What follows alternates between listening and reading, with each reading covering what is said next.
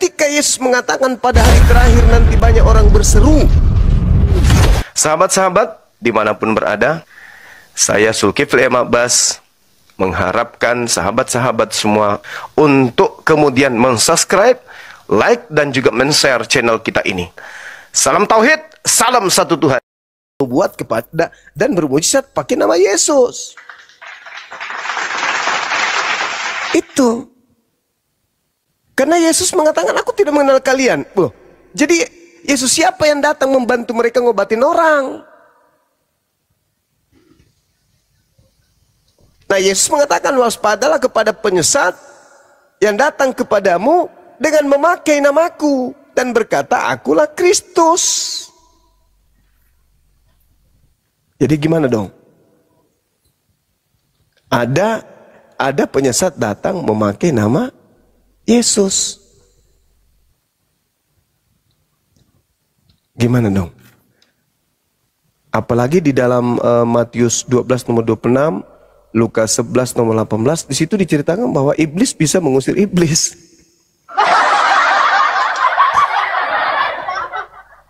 Gimana dong?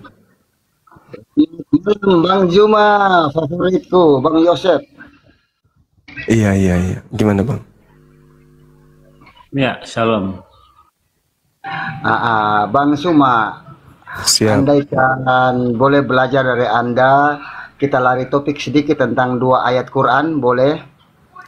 Ini dari sekte mana? Kristen Protestan, Bang. Ini kita kan sedang sudah- membahas ayat yang ini- tadi itu. ini- Cuma coba ditanyain bagaimana itu yang memanggil-manggil Tuhan itu tidak akan selamat itu. Iya. Menarik Sepertinya saya tidak punya kemampuan di ayat tadi, tapi saya bertanya tentang Quran dikit. Ini kan sudah ada tema ini. Ayat kalian itu ayat kalian loh. Itu ayat kalian. Kalau yang memanggil Yesus Tuhan itu masuk neraka. Itu ayatnya. Ya, itu versimu Yahudi ya. Bentar Coba dulu. baca ulang. Saya yang nggak pernah baca itu aja paham maksudnya Iya. secara tekstual. Oke, iya tekstualnya benar. Ada orang yang Terima kasih. Oke ya, atas nama Yesus yang memanggil Tuhan, ternyata Yesus bilang nyala, ya kan? Itu benar. Makanya Anda benar. Bagaimana literasi saya tentang 1-2 ayat Quran? Bisakah Bang Juma mempunyai kemampuan untuk menjelaskan? Gitu loh. Berarti Yesus bukan Tuhan ya? Oke, dalam makna, perhatikan At-Taubah ayat 91 ya, Bang Juma ya. Itu kodu mereka menjadikan Dia nggak mau jelasin. Dia nggak mau menginjil kepada kita dia. Bukan, artinya Tuhan itu dijadikan dalam At-Taubah ayat 31. Jadi Tuhan itu adalah gelar ilah atau Rab. Ya, ilahi ya Rabbi. Jadi ilah atau Rab itu merujuk kepada Tuhan. Kalau Allah adalah nama yang eksklusif untuk sang Tuhan dalam paham tauhid. Perhatikan itu. Jadi dalam tauhid kita mencari Tuhan, dapat Allah. Kita mencari Allah, dialah Tuhan. Muncullah la ilaha illallah. Perhatikan itu. Dalam Kristen, makna Tuhan sesuai dengan At-Taubah 31, jangankan manusia. Sebentar, jangankan manusia. Hawa nafsu pun bisa jadi Tuhan. Rob tidak bisa diartikan ilah, itu nggak nyambung. Makanya perlu dibaca dalam teks aslinya Yunani. Itu apa? Theos apa Kurios?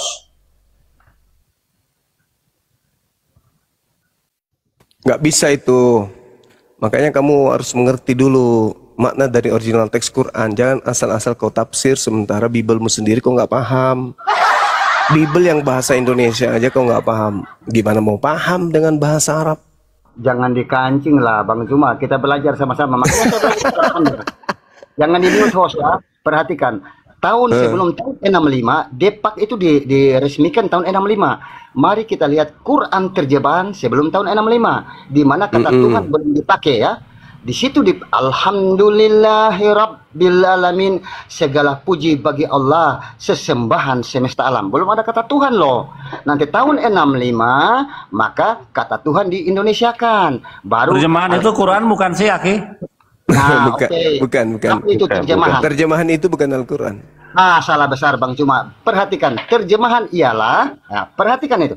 Arti terjemahan ialah, coba Bang Cuma terjemahkan saya. Arti terjemahan ialah, ayo. Arti terjemahan ialah. Terjemahan Al-Quran itu bukan Al-Quran. Astagfirullah. Oke, Bang Cuma perhatikan. Terjemahan adalah Menarik ini, menarik. Kenapa bisa begitu, Akhi? Karena terjemahan itu bahasa manusia. Sementara Al-Quran itu bahasa Tuhan. Antara bahasa Tuhan dan bahasa manusia itu enggak sama. Kalamullah dengan perkataan manusia itu beda. Jadi Al-Quran original teks itu adalah kalimat dari langit, ya. Sedangkan yang di bumi itu terjemah upaya manusia untuk mengerti kalimat-kalimat Tuhan. Maka mereka menerjemahkan. Berarti ada beberapa kalimat yang tidak memiliki arti yang mencakup ya. Ya, betul, Akhi, betul. Jadi terjemahan itu boleh direvisi, boleh dikoreksi terjemahan, tapi kalimat Tuhan tidak boleh direvisi, tidak boleh dikoreksi. Terjemahan itu bisa direvisi. Makanya kitabnya orang Kristen ini bukan firman Tuhan, bisa dikoreksi, bisa direvisi kapan saja. Bang Yosef sama Bang Cuma, terjemahan ialah, coba Anda jelaskan ke saya. Terjemahan itu bahasa manusia. Itu yang perlu Anda pahami. Kurang tepat, Bang Cuma. Dengarkan saya. Terjemahan ialah makna ayat Quran yang dialihkan ke bahasa lain agar pembaca mengerti artinya. Iya, betul. Yang mengalihkan siapa? Yang mengalihkan siapa? Yang mengalihkan siapa? Bahasa lain, bukan bahasa asli. Yang mengalihkan siapa? Bentar, Bang Cuma. Tanpa yang terjemahan mengalihkan siapa? Kutanya dulu. Yang mengalihkan siapa? Sebentar, belum selesai. Tanpa terjemahan bagaimana Bang Juma bisa memahami ayat Quran? Saya tanya. Al-Quranul Karim dipahami dengan beberapa disiplin ilmu yang saling mencakupi satu sama yang lain. Ya. Oke? Terjemahan itu adalah salah satu disiplin ilmu dari beberapa disiplin ilmu yang harus dikuasai seseorang untuk mengerti makna Al-Quran. Bukan cuma terjemahan tok. Saya tanya. Bukan hanya terjemahan tok. Karena kalau hanya terjemahan tok, manusia akan memiliki makna terhadap ayat suci Al-Quran berdasarkan rasa bahasanya sendiri. Orang Bugis ketika berbicara, orang Sulawesi ketika berbicara mengenai kereta adalah kendaraan yang panjang menggunakan rel. Orang Medan kalau kereta adalah motor roda 2. Beda. Makanya terjemahan itu tidak bisa dipakai satu-satunya alat untuk mengetahui firman Tuhan. Butuh disiplin ilmu yang lain. Nahwu sharaf, balaga, i'rab, asbabul nuzul dan seterusnya. Itu, Bung. Udah, Bung. Sebentar, Bang Cuma.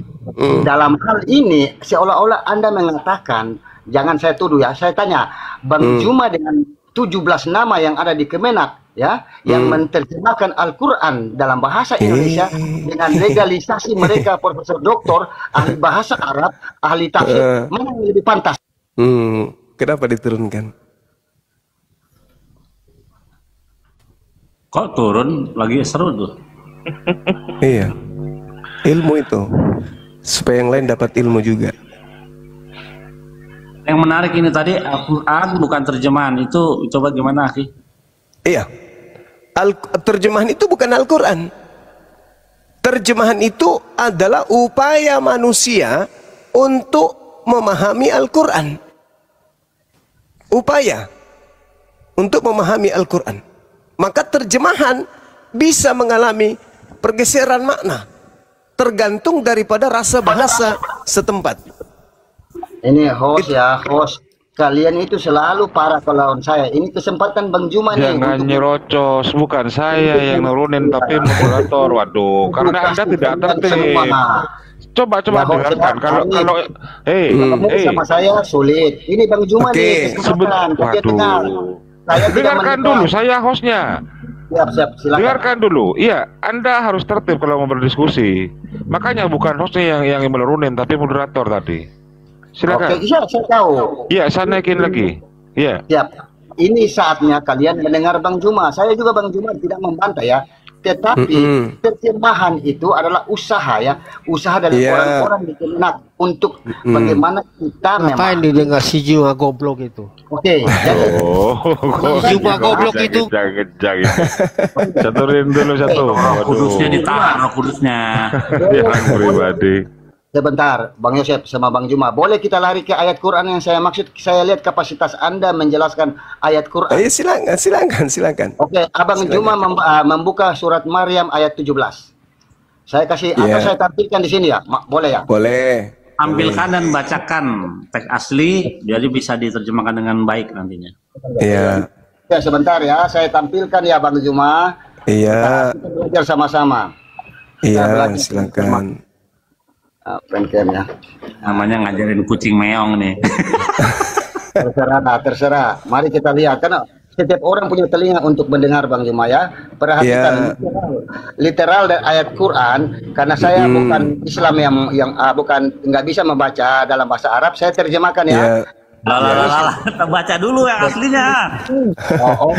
Oke, saya baca, saya usaha. Coba Ya, kalau ngomong itu pelan-pelan. Kalau ngomong itu pelan-pelan. Biar bisa dipahami. Waduh. Ya, siap. Besarin, Oke, Host. kalau ketawa berarti kalian tahu ya, jangan ya. Fataqudat min dunihim hijaban. Maka Maryam mengasingkan diri dari mereka dengan takbir. Fa arsalna ilaiha ruhana. Ya, lalu kami mengutus kepadanya ruh kami. Betul, ruhana itu merujuk kepada ruh kami, bukan ruh Jibril itu. Kemudian menambahkan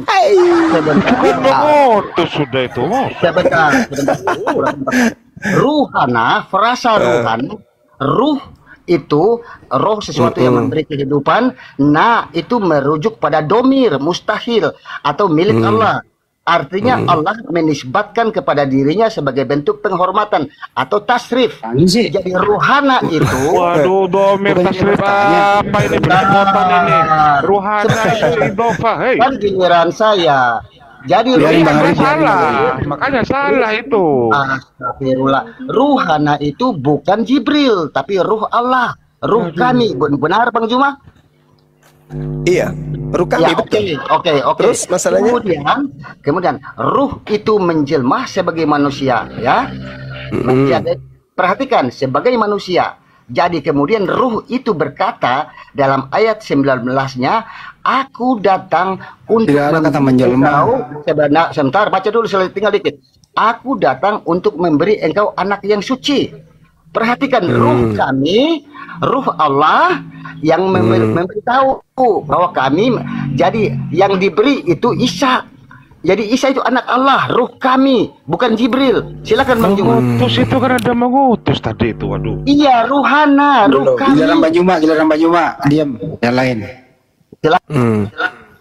Oke. Jadi ketika kemudian dikatakan fattakhazat min dunihim hijaban fa arsalna ilaiha ruhana. Jadi ketika berbicara mengenai ruh, dan ruh di sini merujuk kepada apa yang kemudian diperintahkan kepada Maria atau Maryam, maka Allah memerintahkan ruhnya. Siapa ruhnya di situ? Siapa ruhnya Allah di situ? Malaikat Jibril. Makanya dikatakan bahwasanya yang menyampaikan wahyu kepada Maryam itu malaikat Jibril. Jadi yang datang kepada Maryam adalah malaikat Jibril, ruh kami. Kami merujuk kepada Allah.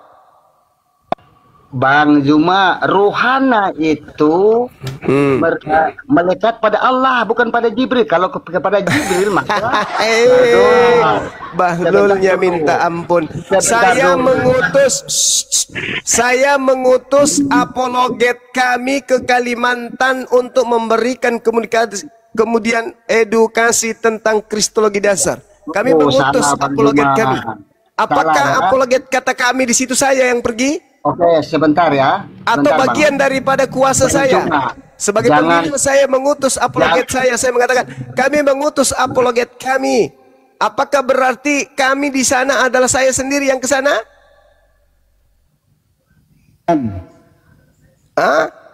Makanya kau jangan memahami Al-Quran hanya dengan satu sudut pandang terjemah saja.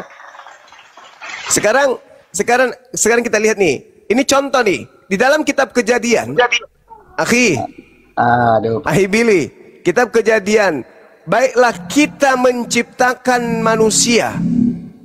Nase Adam, Betselmenu kita kami. Bang Juma, ruhana Kami di situ. Apakah menunjukkan bahwasanya Tuhan itu banyak? Bang Juma.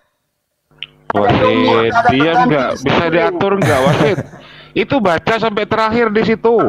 Pada lari semua kalian itu. Baca sampai terakhir. Waduh. Malaikat itu tidak disebut Ini ruh masih dipertahankan nggak orang kayak gini, Bang Juma? Aduh. Udahlah, itu saya bilang ke kalian, Dipahami dulu, ada dipahami ruhana dulu. ya, perhatikan ya, Dipahami Bang dulu. Juma. Saudaraku. Saya kasih kamu, kalau saya menjelaskan mengenai Al-Quran terlalu berat. Saya minta Anda baca, bisa Anda baca Kejadian 6? Bisa Anda bacakan kepada saya Kejadian 6? Halo? Halo? Oke, sebentar. Al-Anbiya 91 Tunggu, jangan di situ dulu. menjelaskan Ketinggian. Saya minta Anda baca Kejadian 6 nomor 3 dulu. Masa ruhana kok keji gimana ini? Saya minta Anda baca Kejadian 6 nomor 3. Ruhana itu ruh kami. Bisa dia, Bang Juma? Bukan macam-macam. Sedikit lagi. Bukan Saya Jibril, jelaskan samamu. wahyi. Saya jelaskan samamu. Kalau dikatakan ruh kami, di situ melibatkan kemudian malaikat Jibril, lantas Anda mengatakan Jibril itu adalah Tuhan itu sendiri. Coba kau baca Kejadian 6 nomor 7. Nomor 3. Ini jangan samakan dengan itu. Ayat Quran ruhana. Tunggu. Kejadian 6 nomor 3 berbicara. Berfirmanlah Tuhan, Rohku tidak selama-lamanya tinggal di dalam manusia. Apakah manusia itu adalah Tuhan karena dia adalah rohnya Tuhan? Jangan banyak. Bukan. Itu sudah jelas-jelas dikatakan rohku loh. Dikatakan rohku di situ. Rohku bukan lagi roh kami tapi rohku. Kan bandingkan Quran. Udah nggak bisa. Dia turunkan. Dia Anda di bawah Anda nggak bisa. Kamu nggak bisa, saudara nggak bisa. Kamu nggak bisa memahami Al-Quran. Sedangkan bahasa Indonesia saja, kitab Kejadian 6:3 dalam Bible yang kau gunakan itu, berfirmanlah Tuhan, rohku tidak selama-lamanya tinggal di dalam manusia. Siapa yang tinggal di dalam diri manusia? Kan Kristen itu, dalam agama Kristen, Tuhan mereka adalah roh. Siapa yang tinggal di dalam diri manusia berdasarkan Kejadian 6? Nomor 3 dalam perspektif Kristen? Ya Tuhan. Bukan roh Tuhan lagi. Tuhan. Iya kan mereka menyembah roh. Berarti ketika Tuhan yang adalah roh berdiam dalam diri manusia, maka manusia itu Tuhan atau bukan? Bukan lah. Ya Tuhan. Enggak, perspektif mereka. Oh iya. Tuhan. Yohanes 4 nomor 21. Itu. Dia katakan bahwa Tuhan itu adalah roh. Maka sembahlah dia dalam roh. Maka ketika dikatakan Kejadian 6 nomor 3, rohku tidak akan selama-lamanya tinggal dalam manusia. Apa ini maksudnya? Tuhan yang adalah roh berada dalam diri manusia. Manusia yang mana? Ya semua manusia. Berarti semua manusia adalah Tuhan. Iya.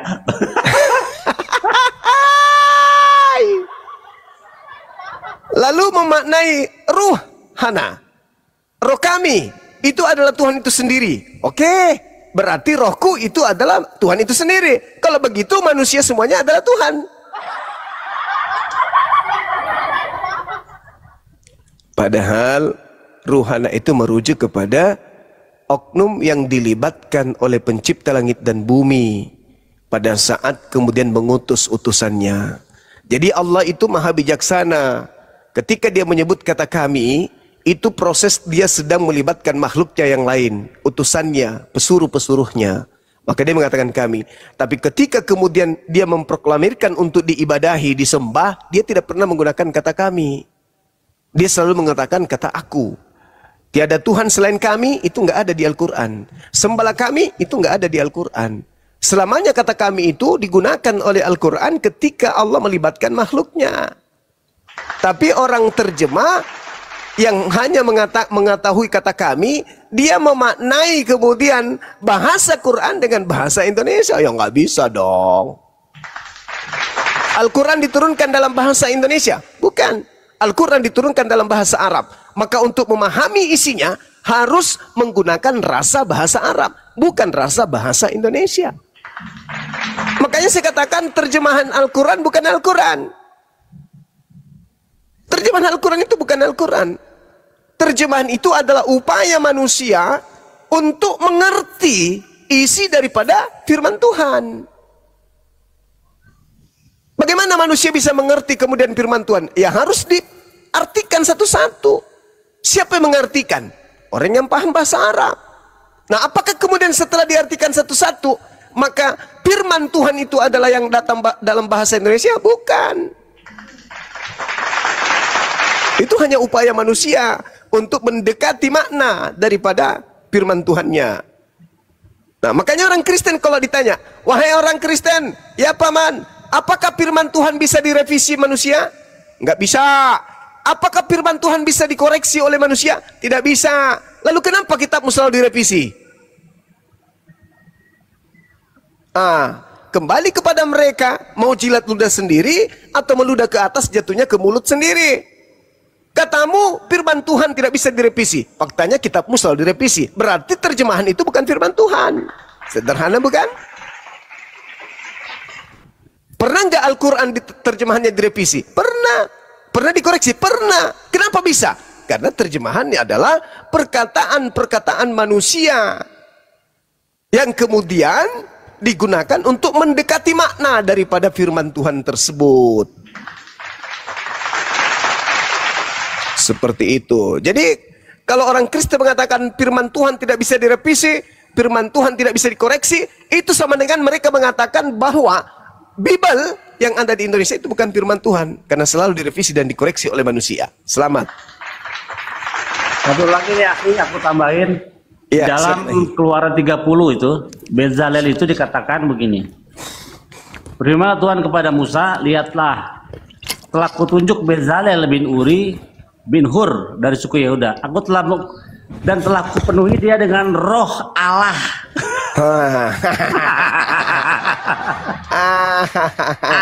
Apakah Bezalel itu Tuhan? Mampus. Ini juga ada juga di dalam ini di Yohanes 3 nomor 34 dikatakan begini. Sebab siapapun yang diutus oleh Tuhan, dialah yang menyampaikan firman Tuhan, karena Tuhan mengaruniakan rohnya dengan tidak terbatas.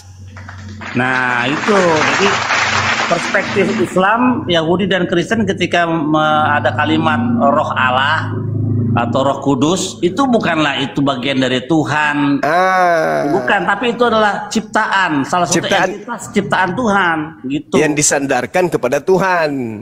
Makanya makanya mereka kalau ditanya angin Allah bukan, malaikat Allah bukan, roh Allah katanya. Begitu logika sederhana.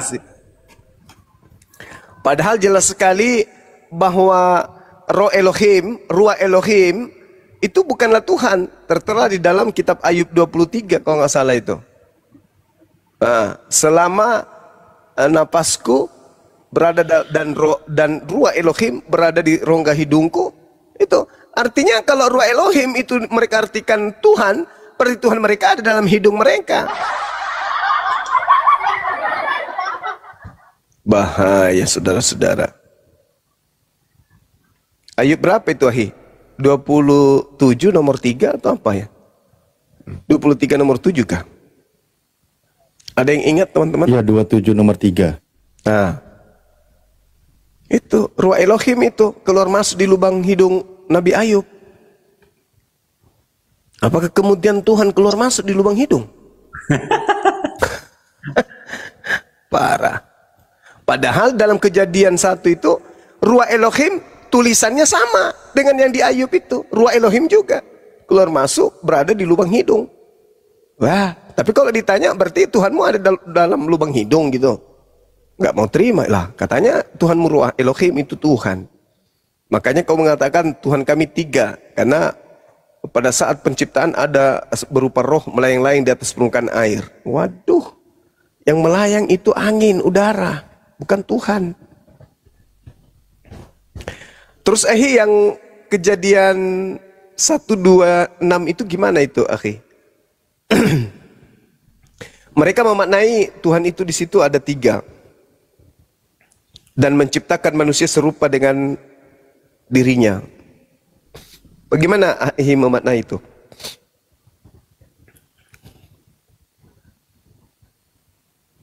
Kejadian 1 nomor 26. Ahi Billy masih monitor? Yang Willy, yang segambar itu yang serupa. Iya. Dia kan memaknai bahwa Yesus itu, manusia itu segambar dengan Tuhan. Artinya mereka harus terima bahwa ya Tuhannya mereka punya anus.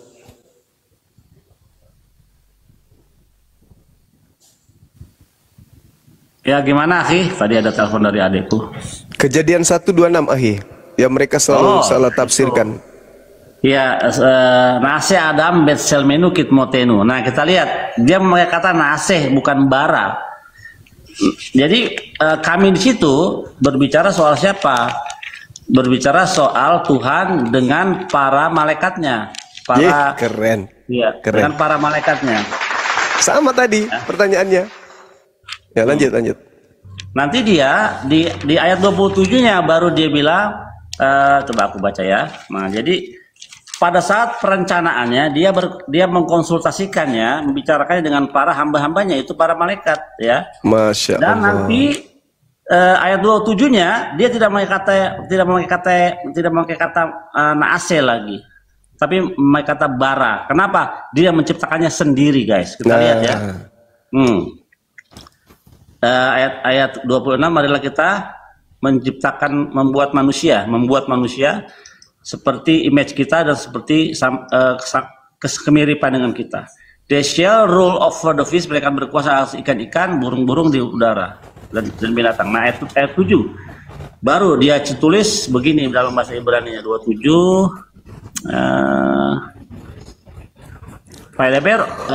Faivarek Otam Elohim Payomel Lachem Elohim bara oto, ya. Dia ada kata bara oto.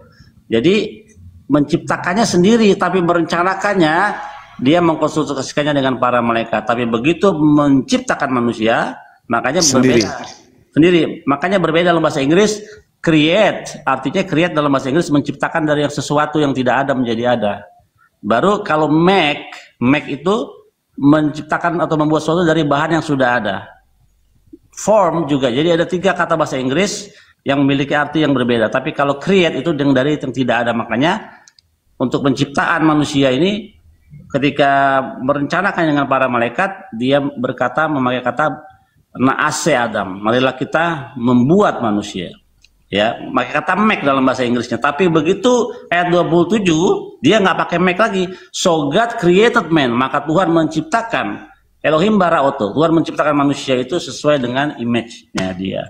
Sama, akhi, di Al-Quran juga Allah juga konsultasi dengan berkomunikasi dengan malaikat-malaikatnya. Wa isqala rabbuka lil malaikati. Tapi ketika proses penciptaan dia mengatakan ini, sesungguhnya aku, tidak mengatakan lagi kita atau kami. Nah, betul. Sama di dalam ayat Al-Quran surah Al-Anbiya ayat 25. Wa ma arsalna min qablika mir rasulin illa nuhi ilaihi annahu la ilaha illa ana fa'buduni. Kami tidak mengutus seorang rasul pun. Nah, kenapa kemudian dikatakan kami di situ? Karena Allah mengutus ruhnya turun kemudian ke bumi, mengutus nabi-nabinya untuk menjadi rasul. Maka Allah menggunakan kata kami. Kami tidak mengutus seorang rasul pun. Rasul ini ketika ditetapkan, yang datang kepadanya adalah namus, hukum, pembawa hukum, yang kami sebut dengan Roh Kudus. Ruh Qudus ini. Kami tidak mengutus seorang rasul pun sebelum engkau wahai Nabi Muhammad, melainkan kami wahyukan. Nah, kenapa menggunakan kata kami? Karena yang datang menyampaikan wahyu itu adalah malaikat. Malaikat yang datang kepada para nabi. Maka Tuhan dengan kebijaksanaannya mengatakan kata kami. Tapi ketika kemudian berbicara mengenai hakikatnya, dia tidak pernah mengatakan kami. Makanya Al-Quran mengatakan, illa nuhi ilaihi annahu la ilaha illa ana. Tidak mengatakan la ilaha illa nahnu. Tidak ada Tuhan selain kami. Itu enggak ada. Tapi ana, aku. Fa'abudani, wa'buduni, maka sembahlah aku. Jadi artinya, kami tidak mengutus seorang rasul pun sebelum engkau, melainkan kami wahyukan kepadanya bahwa tidak ada Tuhan selain aku. Maka sembahlah aku. Tidak mengatakan tiada Tuhan selain kami dan sembahlah kami. Itu enggak ada. Tapi sembahlah aku karena tiada Tuhan selain aku. Jadi kata kami di situ ketika Tuhan melibatkan makhluknya. Sama di Kejadian 1 nomor 26. Cuman orang Kristen salah pahami gitu. Oke, mantap ya. Ini aku sedikit mengedukasi ya. Coba dibesarkan, Host. Ya. Lanjut Ahi. Coba dibesarkan, Host. Dibesarkan tunggal sendiri. Ya, nah ini betul, ini mantap ini. Besar lagi, Ya. Oke, ini Naase Adam. Nih, marilah kita membuat Naase. Bahasa Inggrisnya apa? Bahasa Inggrisnya, let us make ya, bukan create, make.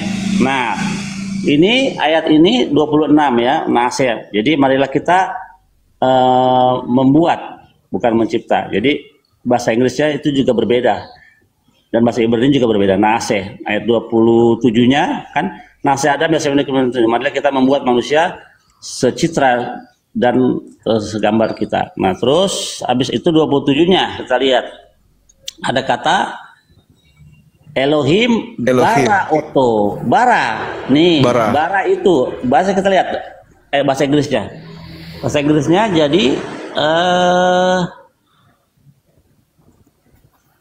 create, tadi make, sekarang create. Nah, beda ya guys. Create itu menciptakan dari yang tidak ada menjadi ada nih. Jadi beda. Nah, Targum Yonatan menjelaskan bahwa kalimat dan Tuhan berkata kepada ministering angel, kepada malaikat yang melayani Tuhan. Jadi jelas ya bahwa di dalam Targum Yonatan mengatakan dan Tuhan berkata kepada para malaikatnya, been created, yang diciptakan pada hari kedua dari penciptaan. Jadi malaikat lebih dulu diciptakan daripada manusia. Untuk kenapa? Apakah Tuhan perlu penasihat? Tuhan nggak perlu penasihat. Tuhan mengajarkan adab kepada kita supaya kita bisa berkonsultasi dengan sesama manusia untuk menentukan sesuatu. Tapi proses penciptaannya dia tetap sendiri menciptakan. Begitu, akhi. Masya Allah, sama persis Al-Quran. Begitu juga. Wa isqala rabbuka lil malaikati inni ja'ilun fil ardi khalifah. Wow. Keren.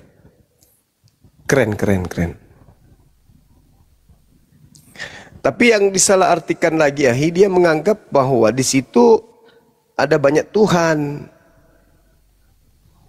Dan juga diartikan bahwa Tuhan itu menciptakan Adam sama seperti wujudnya Tuhan. Iya, itu kata selem dan demut yang mereka salah artikan. Nah, Adam selem menu hitmoten. Ya, kalau jadi untuk kata fisik itu memakai kata to'ar. Jadi harusnya Naase Adam to'ar. Itu fisik. Kita ketahui dalam Kejadian 29 bahwa dikatakan Joseph vivet to'ar, Yusuf ganteng perawakannya, begitu. Tapi kalau Tuhan tidak berlaku kata to'ar itu fisik, karena selem dan demut artinya ialah persepsi intelektual atau kecerdasan yang membedakan kita dengan makhluk yang lain. Gitu. Lanjut. Artinya yang dimaksud di sini adalah bias daripada hakikat ketuhanan itu berbias kepada makhluknya berupa manusia, bisa mendengar, bisa melihat, bisa merasa, bisa mencipta, berkarya, bisa marah, bisa penyayang, bisa pengasih dan seterusnya. Cuman skala kecil karena manusia bukanlah Tuhan, makanya tidak disebut maha. Maha itu hanya ada pada diri Tuhan. Makanya manusia bisa berkarya, bisa mencipta. Cuma kita bedanya kita menciptakan dari bahan yang sudah ada ya. Yang sudah ada gitu. Itu yang dimaksud. Bukan berarti Tuhan setara segambar dalam bentuk wujud. Kalau setara dengan bentuk wujud bahaya itu. Makanya kami sering menagih. Makanya mereka sudah rubah itu dalam Alkitab yang barunya menjadi juga yang bilang Muhammad itu Allah yang perkasa cuma. Ada video kau bilang itu. Sekarang kalau saya kembali itu Allah yang sekarang kalau saya kembali kepada Akhi Billy terkait Yesaya 9 nomor 6, Akhi. Orang-orang memanggilnya Tuhan yang perkasa, dan seterusnya. Itu merujuk kepada siapa, akhi? Manusia atau bukan?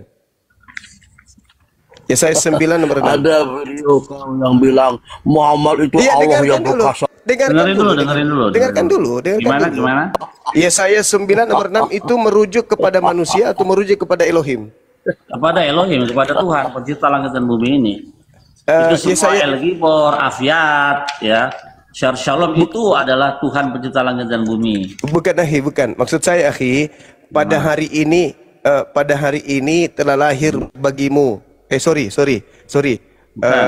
Seorang putra. Bukan. Ya, seorang putra telah lahir bagimu. Itu putra yang dimaksud di sini manusia atau bukan? Oh, Hizkia itu manusia. Manusia bukan? Manusia, benar. Nah, beliau disebut dengan sebutan apa oleh orang-orang sekelilingnya? Digelari apa dia di situ? Shalom. Shalom. Nah, itu berarti mereka ingin mendudukkan gelar-gelar itu kepada Yesus. Maka saya katakan bantahan saya pada saat itu bukan Yesus, itu Hizkia. Dan kalau Anda memaksakan itu untuk Yesus, maka saya katakan itu lebih pantas ditujukan kepada Nabi Muhammad daripada ke Yesus. Tapi itu bukan Yesus, itu adalah Raja Hizkia. Nah, itu seperti itu, akhi. Mereka salah artikan. Mereka salah artikan. Dianggapnya saya mengatakan bahwa Allah yang kami sembah itu adalah Nabi Muhammad. Framing.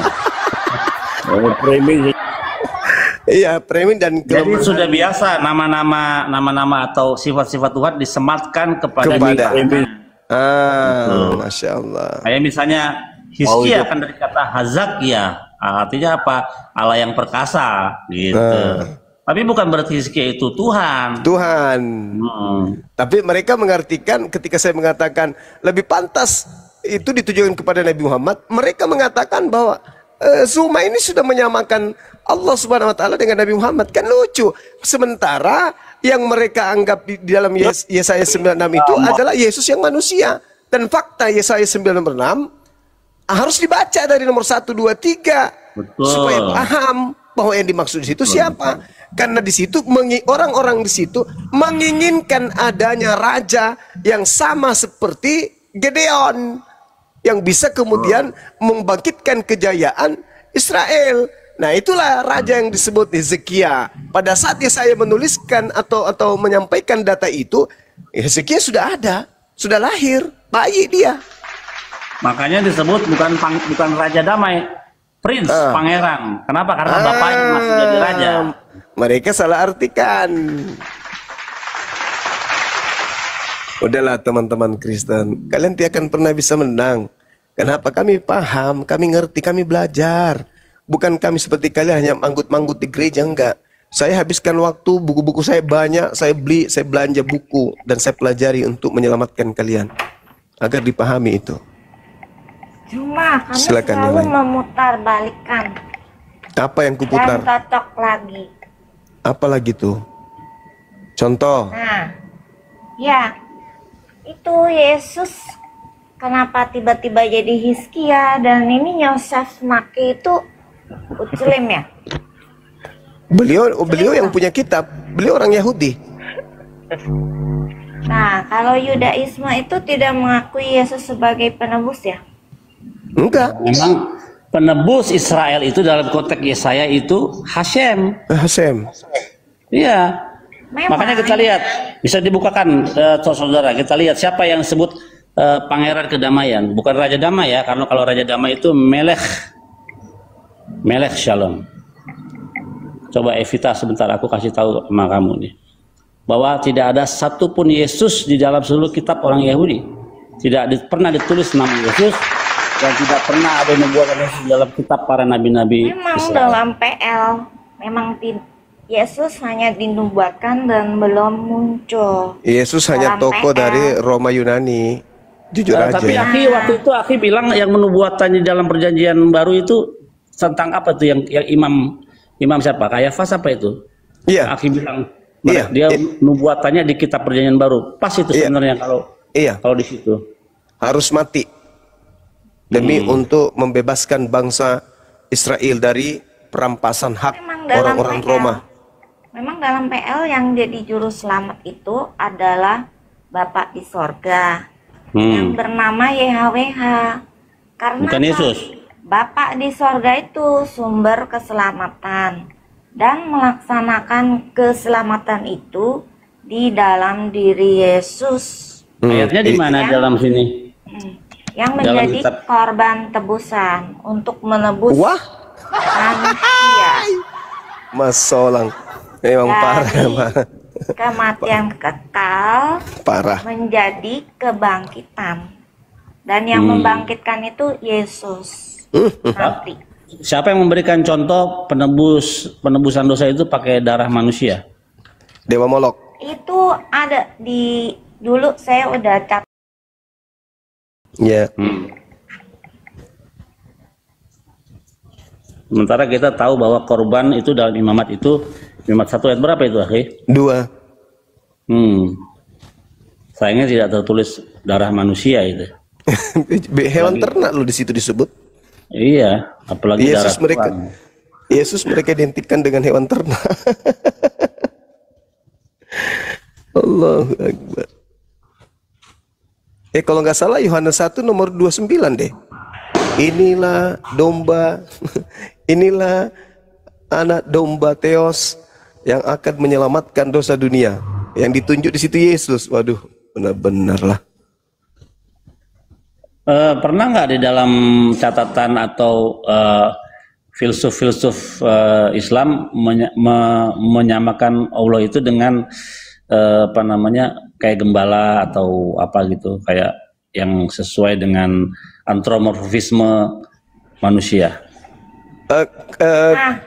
Di dalam Islam enggak, karena ditakutkan terjadi seperti yang ada di Yudaism dan di Kristen.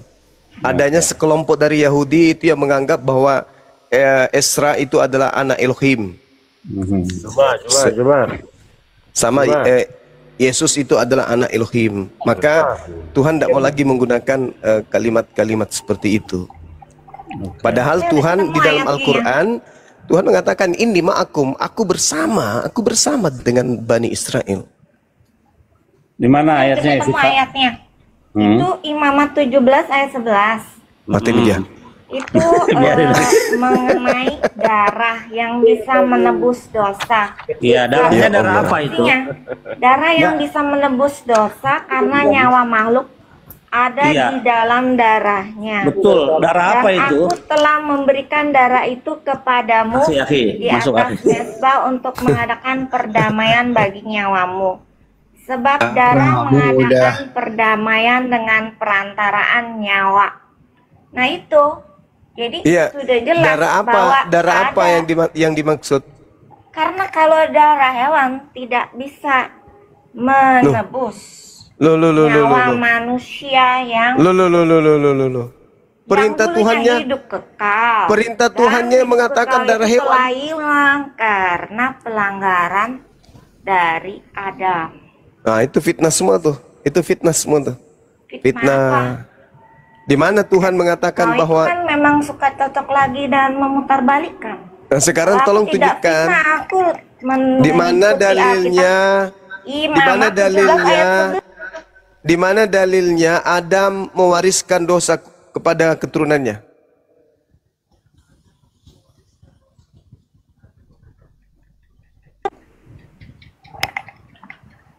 Dalil. Dalilnya Adam mewariskan dosa kepada keturunannya itu mana? Selain dari doktrin Paulus. Itu bukan doktrin Paulus. Lah itu doktrin Paulus Roma 5:12. Manusia itu kan, kenapa manusia bisa? Lah enggak, saya minta dalil. Kalau tidak ada dalil berarti kau memfitnah. Kalau kau memfitnah Adam tanpa dalil berarti kau itu keturunan setan, keturunan iblis. Karena di dalam Kejadian 3 nomor 15, keturunan setan dan keturunan Adam itu dia bermusuhan. Nah, kalau dia memfitnah Adam tanpa ada data dalil, berarti orang ini memusuhi Adam. Yang menjadi musuh Adam itu hanya iblis dan keturunannya. Berarti kau keturunan iblis. Bagaimana Akhi Billy? Saja itu bilang dalam dosa aku dikandung oleh ibuku. Akhi Billy, jadi kenapa bagaimana Akhi Billy? Baik terkait dengan Kejadian 3:15 itu, betul gak bahwa keturunan perempuan dan keturunan iblis akan diadakan permusuhan? Iya, betul, permusuhan. Nah, berarti yang memusuhi Adam itu keturunan apa? Turunan si ular tua. Nah, ini Kristen, kenapa kamu itu memfitnah Adam? Kenapa? Kenapa kamu memfitnah Adam? Hah? Kan memfitnah, memang Adam dan Hawa itu melanggar perintah Terus Allah. kenapa kamu mengatakan dia mewariskan dosa? Sehingga keturunannya terimbas. Di mana jangan direvisi. Menderita dan mati. Terimbas. Mewariskan dosa tadi kau bilang. Mana di mana dalilnya? Ada mewariskan dosa di mana dalil? Dan mati. Dalil. Gini, kamu akan menderita dan mati nggak? Saya tanya. Iya, itu Adam. Semua manusia akan menderita Itu dan Adam, mati. itu Adam, itu Salah Adam. apa manusia? Itu Adam, mesti begitu? bukan Itu manusia. karena dia Yang lain, terimbas bukan. dari Dengarkan. Kejadian 1 nomor 28, Adam keturunannya laki dan perempuan diberkati Tuhan. Kejadian 5 nomor 2, Adam keturunannya diberkati oleh Tuhan. Amin. Terus mana dalilmu? Keturunan Adam itu dikutuk, mana dalilmu? Weh, keturunan iblis. Kalau menderita dan mati itu bukannya kutuk. Mana dalilnya Adam dikutuk? Menderita dan mati itu berkat. Mana dalilnya Adam dikutuk? Fatalaqqa Adam min rabbih kalimatin fataba alaih. Adam menyesali perbuatannya lalu bertobat dan Allah menerima tobatnya. Itu kan karena kitabmu itu selalu memutarbalikkan Alkitab. Saya minta di Alkitab pun Adam tidak dikutuk. Diputarbalikkan. Di Alkitab pun Adam tidak dikutuk. Mana dalilnya? Adam mewarisi dosa kepada keturunan itu dalilnya mana? Kalian kan diajarkannya memang terbalik dan kalian berkeras dengan ajaran yang terbalik. Hei, saya minta dalil. Itu di Alkitab udah dilihat. Mana dalilnya Adam mewariskan dosa? Coba lihat Kejadian 3. Kejadian 3 mah? 3 itu adalah kutuk. Yang dikutuk di situ siapa? Yang dikutuk siapa? Yang dikutuk di Kejadian 3 siapa? Yang nomor 15 itu. Tanah. Siapa yang tanah. Tanah dengan ular, iblis. Terus mana Adam dikutuk? Mana Adam dikutuk? Mana dalilnya Adam dikutuk? Kan Adam itu kan sudah diberitahu kalau makan buah pengetahuan yang baik dan dia akan mati. Kau itu keturunan iblis. Hanya ada 2. Kau itu manusia yang sedang kerasukan iblis atau kau iblis menjelma manusia? Hanya iblis yang bermusuhan dengan Adam alaihissalam. Hanya iblis yang memfitnah Adam. Kalau kau tidak mampu menunjukkan data Tuhan mengutuk Adam mewariskan dosa, maka kau itu adalah iblis dalam rupa manusia. Dalam Al-Quran memang dikatakan, minal jinnati wan nas. Penyesat itu ada dari kelompok jin yang disebut setan dan ada disebut kafir dari kelompok manusia. Kaulah itu. Kau tunjukkan kepada saya, sederhana bukan? Kalau kau bukan kerasukan iblis, kau itu iblis yang menjelma manusia. Padahal mana dalilnya? Padahal dosanya banyakkan dia daripada Adam. Adam cuma satu. Adam cuma satu. Kau semua makanan yang diharamkan Tuhan kau makan. Lebih banyak dosamu daripada Adam. Kau yang mewariskan dosa-dosa kepada keturunanmu, kau tuduh Adam, kuceluk.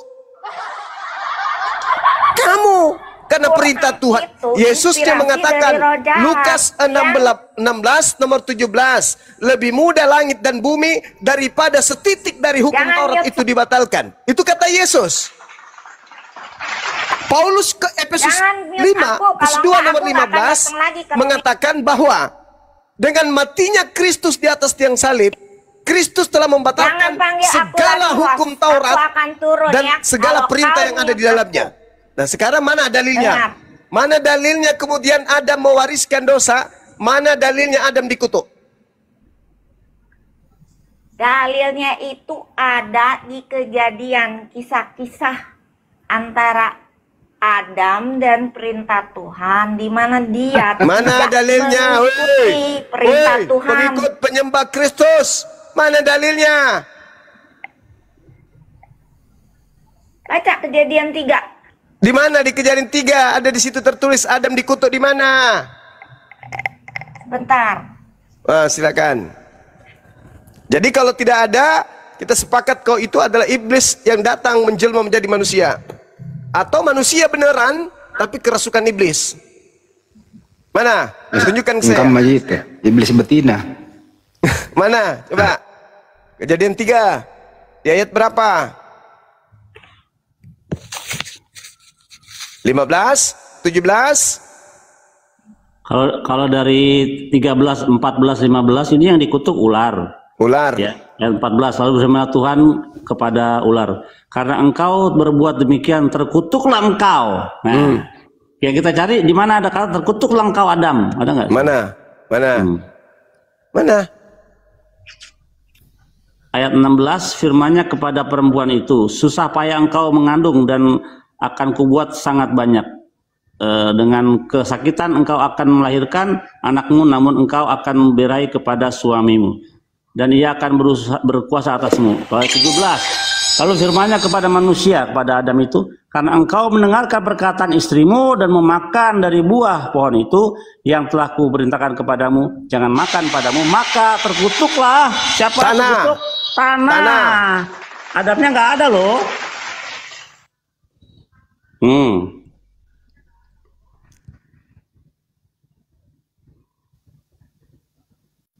Mana? Terkutuklah tanah. Kalau kamu mendengarkan istrimu maka terkutuklah tanah. Tadi kan mana tadi?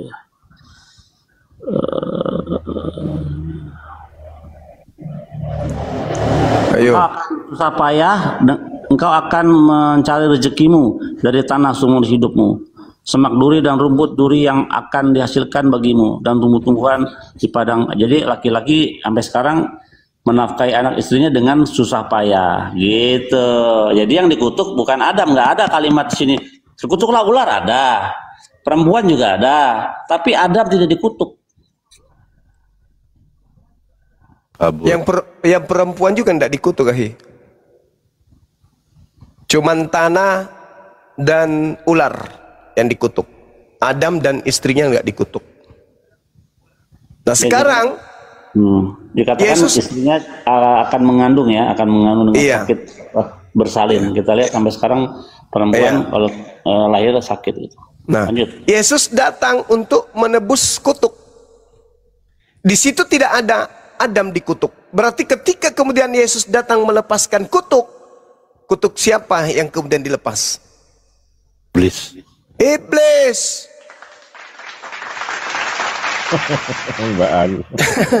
Gampang kok sebenarnya Bible ini bahasa Indonesia gampang kok, bener gampang sekali. Izin sedikit Bang Juma ya. Iya silakan. Sebenarnya kasus tentang Adam ini udah selesai, udah ingkrah dalam pengadilan ini. Udah selesai ini. Karena apa? Kalau kita teman-teman Kristen pandai membaca, ini sudah diadili ya. Pengadilannya itu dimulai ayat 9. Tetapi Tuhan Elohim memanggil manusia itu dan berfirman kepadanya, di manakah engkau? Ini kepada Adam, ayat 10. Ia menjawab, Adam, ketika aku mendengar bahwa engkau ada di dalam taman ini, aku menjadi takut karena aku telanjang, sebab itu aku bersembunyi. Ayat 11, firman-Nya, Elohim, siapakah yang memberitahu kamu bahwa engkau telanjang? Apakah engkau makan dari buah pohon yang kularang engkau makan itu? Nah ini di sidang nih, Adam ini. Siapakah yang memberitahu kamu kepadamu bahwa engkau telanjang? Ular. Di situ. Lalu apa kata Adam? Di ayat 12. Adam menjawab, perempuan yang kau tempatkan di sisiku, dialah yang memberi dari buah pohon itu kepadaku, maka ku makan. Nih, pembelaan Adam. Ya kan, pembelaan Adam. Lalu Tuhan ini datang kepada perempuan itu, disidang lagi di si perempuan. Lalu apa katanya? Kemudian berfirmanlah Tuhan Allah kepada perempuan itu, apakah yang telah kau perbuat ini? Jawab perempuan, ular itu yang memperdayakan aku, maka ku makan. Oke, lolos. Kemudian ayat 14, lalu berfirmanlah Tuhan kepada ular itu, karena engkau berbuat demikian, terkutuklah engkau di antara segala ternak. Berjalan dengan perut. Terus. Artinya begini Bang, bahwa Adam ini udah disidang, lolos. Lolos. Oke. Si perempuan itu sabar dulu, sabar sedikit lagi. Oke, lolos Adam. Kemudian disidang lagi di si perempuan, lolos lagi, dia bilang itulah ular itu yang memperdayakan. Artinya apa? Adam ini korban dari penipuan. Makanya Tuhan adil di sini. Orang yang ditipu dengan yang menipu, tentu yang dihukum adalah si penipu. Nah, makanya ular yang dikutuk, selesai urusan Adam. Makanya sampai sekarang ular yang dikutuk, karena dalam persidangan di dunia pun, penipu dengan yang menipu, korban tipuan dengan orang yang menipu, tentu yang menipu itu yang dihukum. Korban penipu ya enggak lah. Lolos Adam dengan Hawa, gampang kok ini. Ya, sekarang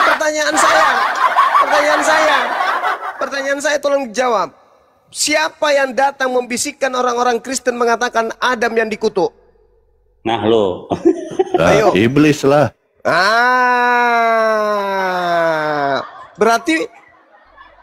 Berarti tangan kanan iblis siapa? Kristen lah. Akhi kejar ayatnya di mana ada tertulis Adam dikutuk. Iya, di mana dalilnya Adam dikutuk sama Tuhan, mana?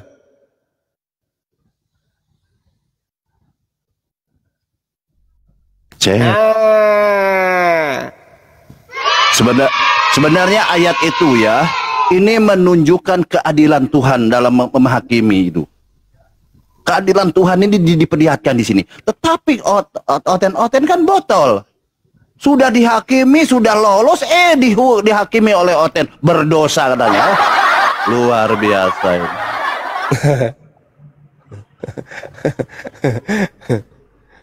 Ya, Kejadian 3 ayat 17 sampai 19 jawabannya itu tetap itu. Sampai engkau kembali menjadi tanah, karena dari situlah engkau diambil. Ada nggak Adam di situ? Debu dan engkau akan kembali menjadi debu. Itu berarti kutukan. Di mana? Berarti itu bukan berarti itu kesimpulan kamu. Kembali menjadi tanah. Itulah kutukannya. Ya, itu menurutmu. Mati. Itu menurutmu. Dengan kata lain itu mati. Manusia itu akan mati. Itu menurutmu.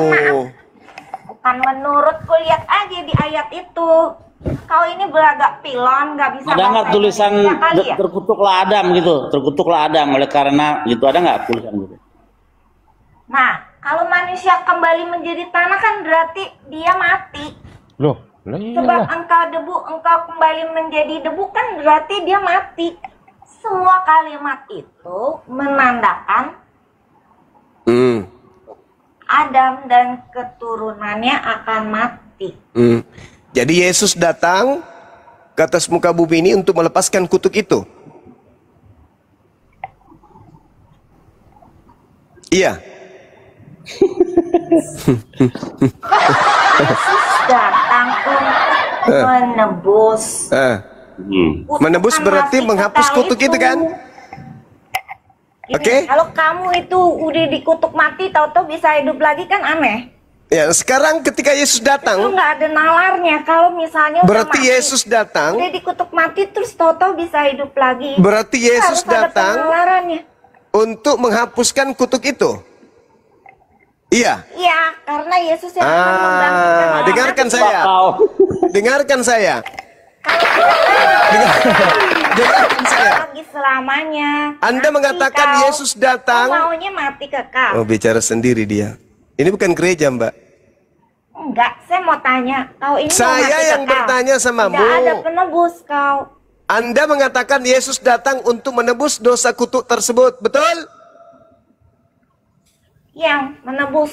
Oke. Bukan mati Artinya kekal itu. bahwa ketika Yesus datang menebus dosa tersebut, kutuk tersebut, berarti manusia lepas dari kutuk tadi, betul? Manusia tetap mati karena Iya. vonis Allah itu mati harus mati. Memangnya main-main. Huhui. Lalu apa fungsinya Yesus Allah datang? itu Allah Elohim dalam Apa Alkitab itu fungsinya kau pikir Yesus main-main. datang? Kalau Nih, sudah diketuk Evita, mati, Evita, mati. Evita, dengarkan saya Evita. Kau baca Roma 8 nomor 10 bisa? Bisa kau baca Roma 8 nomor 10? Kau bacalah, soalnya Oke. aku tidak punya kitab Oke. bahasa Indonesianya. Jika Kristus ada di dalam kamu, maka tubuhmu memang mati karena dosa. Jadi, kok bisa? Tetapi jika Kristus ada di dalam kamu, maka tubuhmu memang mati karena dosa. Katanya dia datang untuk nebus dosa. Tapi kenapa ketika ada Kristus di dalam kita, kita mati karena dosa? Menurut dalil Roma 8 nomor 10 ini, orang Kristen mati karena apa? Ya karena itu mewarisi kutukan. Iya. Terus Yesus ngapain datang mati di atas salib? Apa yang ditebus?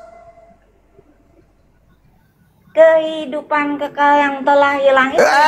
Banyak cerita. Tadi Adam difitnah. Gara-gara dia maka keturunannya mati. Berarti Yesus datang menebus.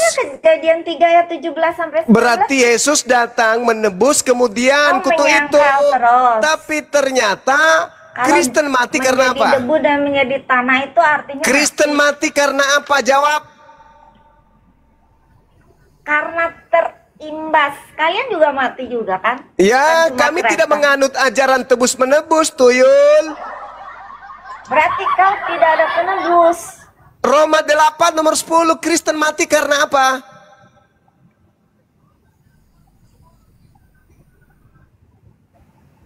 Roma 8 ayat 10.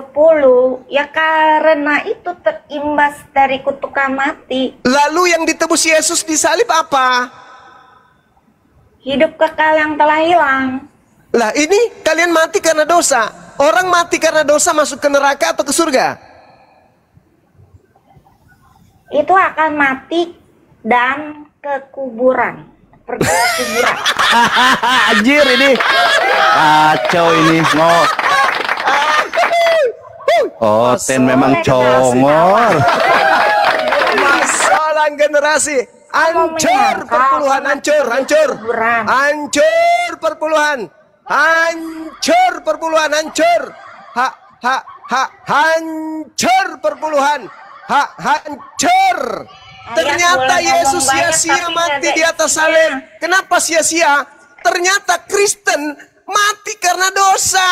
Orang Kristen mati karena dosa. Lalu pertanyaannya, orang yang mati karena dosa ke surga atau ke neraka? Apa jawabannya orang ini? Ular tua ini. Orang mati ke kuburan.